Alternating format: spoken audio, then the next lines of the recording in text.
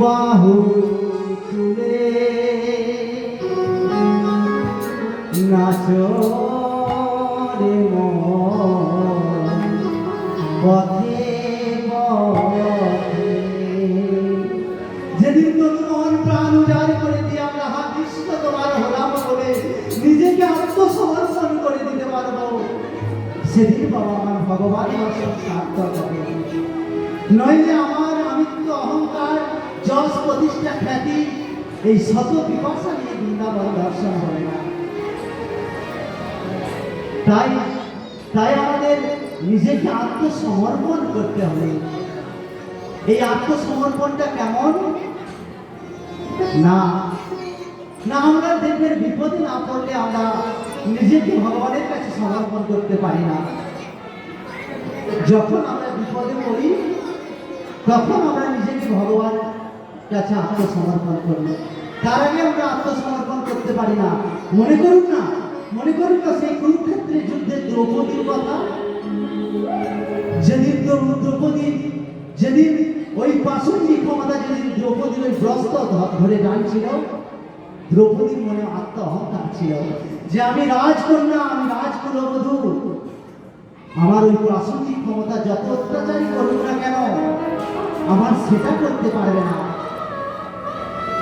তাই দ্রৌপদীর মনে আত্ম অহংকার যতক্ষণ ছিল ভগবান কিন্তু তাকে কৃপা করেনি বাবা। তাহলে ভগবান তখন কি করছিলেন?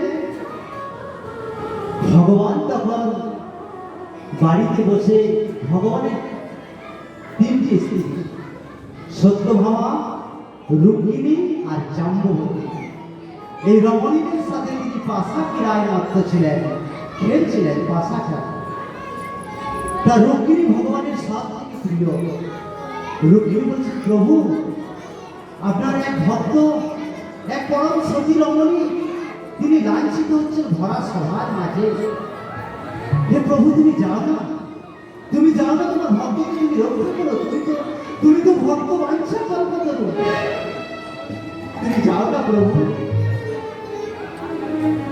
কিন্তু ভগবান তখন পাশে ক্রীড়ায় মন নেই, বারবার চঞ্চল হয়ে উঠছে, ঘন ঘন তুমি অস্থির হয়ে উঠছে, কিন্তু যেতে পারছে না। কেন না? দ্রৌপদী এক হাতে নিজের লজ্জা নিবারণ করছে আর এক হাত তুলে গোবিন্দকে ডাকছে। তাই নিজেকে সম্পূর্ণরূপে আত্মসমর্পণ করতে পারেনি। কিন্তু ওই পাশন্ডী ক্ষমতা যখন দ্রৌপদীর বস্ত্র ধরে টেনেই চলেছে, যখন সর্বক্ষমতা যেখানে শেষ হয়ে যায়, যেখানে আর কোনো কিছু উপায় নাই, তখন নিজেকে সম্পূর্ণ উজাড় করে দিয়ে হে গোবিন্দ তোমার হলাম বলে যদি একবার দেখার মতো দেখা যায়, ওগো ভগবান, ওগো ভগবান,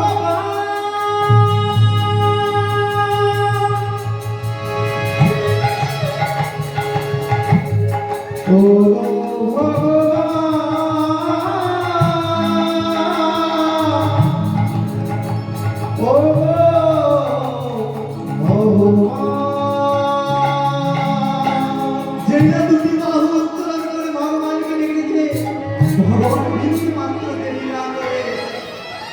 দ্রৌপদীর সামনে এসে এক হাতে বংশী বাদন করছেন আর এক হাতে দ্রৌপদীকে বস্ত্র জোগাচ্ছেন।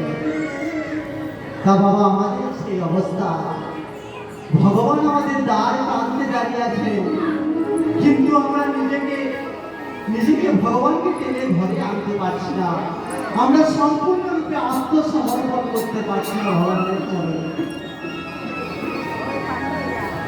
তাই এই কলিযুগ জীবের দশা দেখে আমার পদকর্তা বললেন, কি বললেন?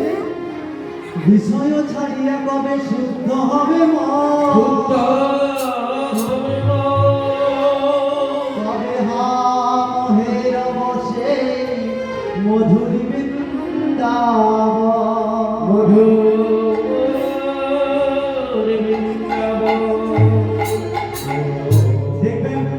দেখবেন আমরা সারাদিন হরিনাম করছি, নাচ গানে মাতোয়ারা হয়ে যাচ্ছি, অনুষ্ঠান নৃত্য ফেস্টিভ্যাল আনন্দ, কিন্তু বাবা এই হরিনাম করলে ভগবান আসবেন না। কারণ শাস্ত্রে বলেছেন এই হরিনাম নয় রে ভাই, আরেক নামে আছে,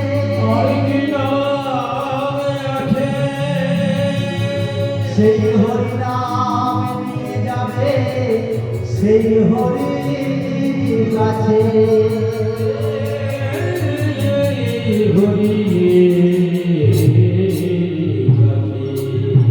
আমরা যত চিৎকার করে হরি হরি করি না কেন, ভগবান কিন্তু এতে সন্তুষ্ট নয়। কারণ গুরু প্রদত্ত ব্রহ্ম বীজ, সেই মহামন্ত্র হরিনাম যতক্ষণ আমরা আমাদের কর্মে গুরুদেব যতক্ষণ না দিয়েছে, ততক্ষণ আমাদের সেই হরিনাম ভগবান আসবেন না। কারণ দেখবেন বাবা, বটবৃক্ষের বীজ দেখবেন অনেক জলে ভেসে চলে যায়, মাটিতে গড়াগড়ি খায়, কিন্তু সেই বট বীজ থেকে অঙ্কুর হয় না, গাছ হয় না। কিন্তু সেই বটের বীজটা যদি কোনো পক্ষী আহার করে, তারপর সেই পক্ষী যখন বিষ্ঠা ত্যাগ করে, মল ত্যাগ করে, সেটা যদি কোনো ভাঙা দেওয়ালের ওপর পড়ে, কোনো মাটির ওপর পড়ে, সেখান থেকে বৃক্ষ গাছ অঙ্কুরিত হয়ে যায়। তদ্রূপ আমাদের এই কর্ম মূলে যতক্ষণ না সেই ব্রহ্ম বীজ গুরু প্রদত্ত সেই ব্রহ্ম নাম যতক্ষণ আমাদের কর্মমূলে প্রদান করবে, ততক্ষণ কিন্তু আমাদের এই দেহ বৃক্ষে গাছ অঙ্কুরিত হবে না। নিতাই গৌর হরি হরি হরি বল, হরি বল, হরি বল। তাই পদকর্তা বললেন রূপ রঘুনাথ পদে রহুক মোরয়া,